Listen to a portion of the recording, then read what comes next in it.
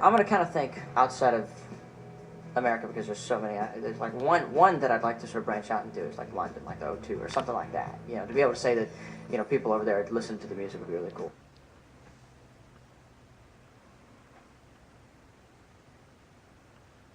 Well, to be able to play that would be awesome.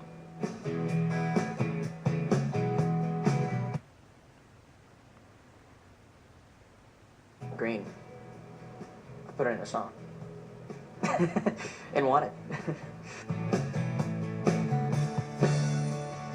I was walking out the first day with Taylor.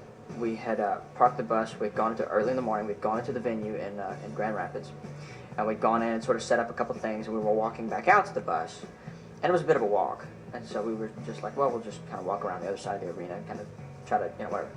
And as soon as I opened the door, like there were a bunch of people, you know, obviously waiting for Taylor or whatever not. And I'm like, oh, that's pretty cool, you know.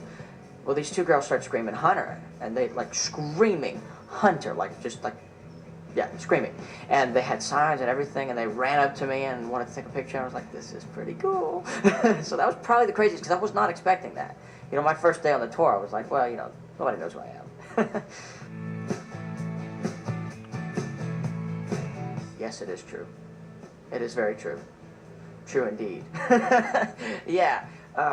Yeah, that's actually kind of exciting. It was kind of a spur-of-the-moment thing. They had a track done, and she had sang on it, and they wanted a guy to sing on it, and so they called me, and I was like, you know, sure, I'll give it a try. You know, and it was like we didn't know the key or anything like that. I hadn't even heard it, and we booked a day in the studio, and I went in and sang my parts, and they ended up liking it, which we didn't even know. Even after singing it, after doing it, we were like, well, yeah, we'll see if they like it. And they liked it, and the next thing I knew, it was like announced, like it was on Twitter. Hey, Hunter's gonna be on the soundtrack. I was like, cool.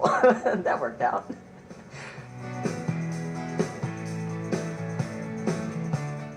A list. Shall I go get it? It's a long list.